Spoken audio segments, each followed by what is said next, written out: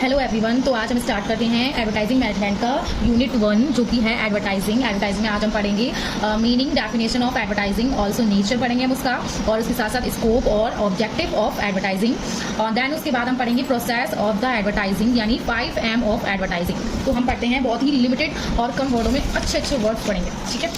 तो हम स्टार्ट करते हैं एडवर्टाइजिंग से। एडवर्टाइजिंग क्या है? एडवर्टाइजिंग एक लैटिन वर्ड है जिसका नाम है एडवर्टाइज। तो इसका मीन होता है टर्न टूवर्ड्स, यानी टू कंसर्न, यानी उन्हें बताना, कस्टमर्स को बताना।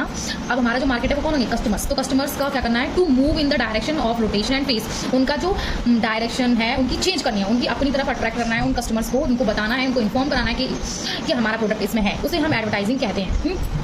Anything brought to notice the customer in public. उनको बताना है कि ये भी चीज़ मार्केट में है, यानी पब्लिक यानी कस्टमर। पब्लिक है वही हमारा कस्टमर है, तो उन्हीं को हमें बताना है कि ये प्रोडक्ट है हमारे, उनको नोटिस कराना है कि ये प्रोडक्ट है हमारी सराउंडिंग में। देन एडवर्टाइजिंग की हम डेफिनेशन पढ़ेंगे। डेफिनेशन है आप प्रमोशनल टूल। एडवर्टाइजिंग क्या है? एक प्रमोशनल टूल, ये हमेशा लिखना है आपको, ओके। प्रमोशनल टूल है which stimulate the prospective customer to take और continue a particular decision with the help of commercial offering is called advertising. वो ये बोल रहे हैं कि एडवर्टाइजिंग एक प्रमोशनल टूल है जो कि क्या करता है? स्टिमुलेट करता है कस्टमर को कि वो प्रोडक्ट को टेक करे, यानी बाय करे, और कंटिन्यूटी में हमारा रेगुलर कस्टमर बना रहे, रेगुलर डिसीजन लेता रहे, हमारी तरफ पॉजिटिव रेस्पॉन्स आने चाहिए उसके। और हम क्या करते हैं? इससे क्या होते हैं? हम अपने कॉमर्शियल ऑफरिंग में हेल्प होती है, हमारी जो बिजनेस सिस्टम होता है उसमें हेल्प होती है एडवर्टाइजिंग से। यही एडवर्टाइजिंग बेसिकली। अब अमेरिका के मार्केटिंग एसोसिएशन ने क्या बोला एडवर्टाइजिंग के इंटरव्यू से? क्या बोला? Advertising is any paid form. Advertising होता है वो एनी कोई भी पेड फॉर्म में हो सकता है, और जो कि रिप्रेजेंट करता है अपने आइडिया को, गुड्स को और सर्विसेज को बाय टू आइडेंटिफाई स्पॉन्सरशिप के थ्रू आइडेंटिफाई करते हैं कि हमारा प्रोडक्ट ये है, ठीक है। देन उसके बाद व्हीलर, उन्होंने भी यही बोला, यही चीज़ इंट्रोड्यूस करी है कि advertising is any form. Advertising कोई भी फॉर्म में हो, यानी पेड पर्सनल फॉर्म में हो, जो कि रिप्रेजेंट करता है अपने आइडिया को, गुड्स को, सर्विसेज को, फॉर द पर्पस। उसका मेन पर्पस क्या होता है कि जो पीपल है ना, जो भी हमारे पास आसपास जो भी जितने भी पर्सन रह रहे हैं, यानी जो पब्लिक है, वो बाय करे हमारे प्रोडक्ट को, ठीक है। मेन पर्पस ये होता है एडवर्टाइजिंग का, ओके। तो then when advertise are circulated through the, और हम अपने एडवर्टाइज करवाते कैसे हैं? रेडियो के द्वारा, टेलीविजन के द्वारा, दे आर कॉल्ड कॉमर्शियल। ये ऑल्सो एक ही टाइप का बिजनेस ही है, ठीक है। With the ad of the television different type of the product or service or idea has to promote through the different commercials। वो ये कह रहे हैं कि बहुत तरीके के बिजनेस होते हैं, सब अपनी एडवर्टाइजमेंट कराते हैं, क्या करने के लिए? अपने आइडिया को बताने के लिए कि मार्केट अपने आइडिया को इन्फॉर्म करने के लिए, अपनी व्यू को शेयर करने के लिए कस्टमर से, और जिससे कि हमारे कस्टमर बढ़े। दैन उसके बाद हम पढ़ते हैं नेचर्स। क्या पढ़ेंगे हम? Natures of advertising. जो आपकी डेफिनेशन होती है वो भी कहीं ना कहीं बनती है नेचर से ही, ठीक है। कहीं ना कहीं उनको उन वर्ड्स को सिंक्रोनाइज करने से हमारे डेफिनेशन बनती है। तो देखो हमने पढ़ा था कि एडवर्टाइजिंग क्या है? पेड फॉर्म होता है, तो उसका नेचर कैसा होता है? पेड होता है। Non personal representation and promotion होते हैं, ठीक है। नॉन पर्सनल रिप्रेजेंटेशन होता है मतलब उसमें खुद प्रेजेंट नहीं होता है, और आपको प्रमोशनल टूल होता है एक तरीके से, ठीक है। गुड सर्विस और आइडिया को इंट्रोड्यूस करता है मार्केट में। ऑल्सो आइडेंटिफाई स्पॉन्सर्स, आपको आइडेंटिफाई करता है स्पॉन्सर की ये हमारे स्पॉन्सर है। देन ऑल्सो कंट्रोल करता है निगेटिविटीज को, है ना। एडवर्टाइजिंग बहुत तरीके, जैसे एडवर्टाइजिंग हमारा कोई प्रोडक्ट है, ऐसा प्रोडक्ट है जो कि आपके प्रोडक्ट के बारे में कुछ लोग हैं ऐसे नेगेटिव भी बोलेंगे, यानी कॉम्पिटिटर आपके, ठीक है, वो नेगेटिव बोल रहे हैं, तो उन चीज़ों को कहीं ना वो कंट्रोल करेगा। कैसे कंट्रोल करेगा वो आपको एक्चुअल में बताएगा कि हमारा प्रोडक्ट ये है और उसके अंदर ये बेनिफिट है। तो जो पब्लिक के अंदर नेगेटिव इमेज बनी है वो चीज़ खत्म हो जाएगी कहीं ना कहीं, ठीक है। ऑल्सो आपका मास कम्युनिकेशन में हेल्प करता है, यानी आपको मास कम्युनिकेशन यानी मीडिया, यानी आपका जो एडवर्टाइजिंग है वो मीडिया के थ्रू आपके प्रोडक्ट को बताता है, कि कम्युनिकेट कराता है, इन्फॉर्म करता है कि ये भी प्रोडक्ट है मार्केट में, ठीक है। जैसे कि हमारे जर्नलिस्ट ही ज़्यादातर हेल्प करते हैं कोई प्रोडक्ट के बारे में बताने में, ठीक है।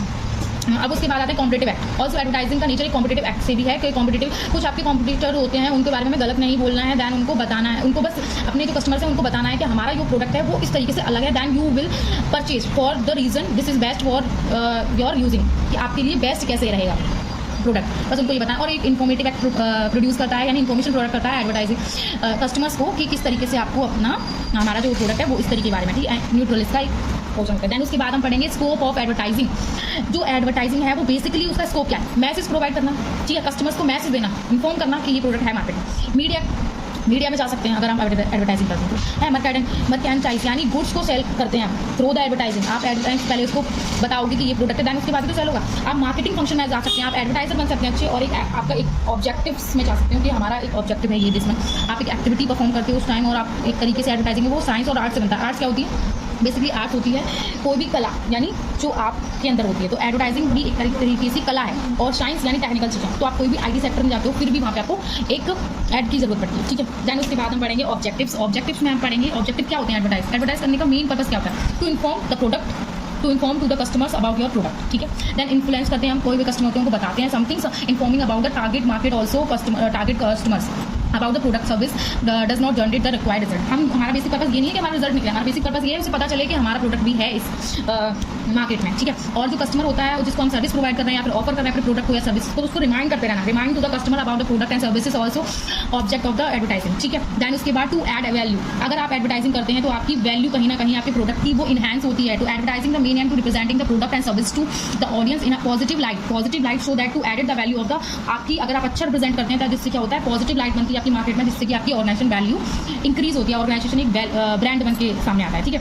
ऑल्सो जो एडवर्टाइजिंग है टू असिस्ट, इनके हेल्प तो करता है ये इन चीज़ों के बारे में, ठीक है, इन्फॉर्मेशन करने में, आपको रिमाइंड करने में और वैल्यू हेल्प प्रोवाइड करने में, ठीक है। उसके अलावा जो अदर कंपनी की एक्टिविटी होती है उनको भी हेल्प करता है, जैसे कि apart from the objective advertising also aim at eating help, यानी इसका मतलब होता है help another activity like the informing to the customer regarding the sales promotion में हेल्प करता है, लाइक डिस्काउंट, और कस्टमर को साथ साथ में डिस्काउंट देने में और उनको गिफ्ट कार्ड प्रोवाइड करने में भी हेल्प करता है, ठीक है। दैन उसके बाद हम पढ़ने वाले हैं लास्ट कॉन्सेप्ट आपका प्रोसेस ऑफ एडवर्टाइजिंग, यानी 4M of advertising. It's a very important topic for the purpose of the examination. तो फर्स्ट एम क्या है इसका, अगर कोई भी चीज़ हो सबसे पहले हमें क्या करना पड़ता है, उसकी प्लानिंग करनी होगी, हमारा विजन और विजन होना चाहिए। तो सबसे पहले हम मिशन, हमारा क्या है, पहला प्रोसेस होगा क्या, मिशन सेटिंग एड ऑब्जेक्टिव। हमें पहले सेट करना है कि हमारा जो प्रोडक्ट है वो किस कैटेगरी से बिलोंग करता है, एजुकेशनल कोर्स से बिलोंग करता है या कोई सर्विस प्रोवाइडर है, कोई हम प्रोडक्ट प्रोवाइड कर रहे हैं, तो हमें उसके अकॉर्डिंग अपना एक एड सेट बनाना है, ठीक है। उसके बाद हमें देखना है कि अगर ये प्रोडक्ट है तो इसमें कितना खर्चा आएगा, मनी हमें देखनी है कि मनी कितनी, उसमें बजट क्या बनेगा, बजट, ठीक है, स्टेबलाइजिंग एड बजट। और दैन उसके बाद क्या करना है, हमें चूज़ करना है कि हमारा जो एड होगा, जो हमारा मैसेज होगा वो किस तरीके से हम डिज़ाइन करें जो कस्टमर से इजीली पहुंच पाए और वो इजीली समझ पाएँ उसको। दैन उसके बाद हम जो एड बनाएंगे उसको मीडिया पे लाएंगे प्लानिंग के थ्रू कि इतने बजे हमें रिप्रेजेंट करना है अपना एड, और दैन उसके बाद सिलेक्ट करेंगे कि हमें ये प्रोडक्ट सेलेक्ट करने हैं, उनका ऐड चलाना है। जैसे कि अभी समर सिस्टम चल रहा है तो समर सिस्टम में हम लाइट वेट गारमेंट्स का लाइट वेट गारमेंट्स के ही तो ऐड चलाएंगे। दैन अगर विंटर का चलता है तो हम विंटर के चलाते हैं, वूलन क्लॉथ्स, ओके। फिर हम इसको शेड्यूल करेंगे कि इस टाइम पे हमें दिस वन सिलेक्ट करके दैन उसको शेड्यूलिंग करना है कि बताना है कि ये, ठीक है। दैन उसके बाद हम मेजर करेंगे, last one is measure is also important factor for every step, ठीक है। उसके बाद हम ये देखेंगे हमने इतना सारा परफॉर्म किया, ये मिशन, मनी, बजट हमने इतना लगाया, मैसेज दिया, मीडिया पे गए, फिर उसके बाद हमारा रिजल्ट है वो निकला है कि नहीं। रिजल्ट हम कैसे निकालेंगे, थ्रू द, हम एनालिसिस करेंगे अपने बारे में, ठीक है। एनालिसिस कैसे करेंगे, जैसे कि हमने टारगेट बनाया, एनालिसिस होगा बाय द कस्टमर फीडबैक के थ्रू हमें पता चल जाएगा कि हमारा ऐड कैसा है, जैसे कि हमारे पास लीड जनरेट हो रही है या नहीं हो रही है, प्रॉपर इंक्वायरी आ रही है या नहीं आ रही है, ठीक है, इससे हमें पता चलेगा। और उससे हमें पॉजिटिव इंक्वायरी आ रही है और नेगेटिव इंक्वायरी आ रही है, बोथ, ठीक है। अगर वो नेगेटिव आती है दैन टूवर्ड उन्हें हमें क्या करना है, उनको हमें सही डायरेक्शन में वो चीज़ें ठीक करके हमें मार्केट में उतारना है। Then this one video is end, okay. Then उसके बाद हम पढ़ेंगे नेक्स्ट वन वीडियो में आपकी ऑल थिंग्स, जैसे कि टाइप्स हो गया, रोल हो गया, इंपोर्टेंस, लिमिटेशन, ये सब, ओके। तो नेक्स्ट वीडियो देखना है एवरीवन और सब्सक्राइब कर लेना मेरे चैनल को।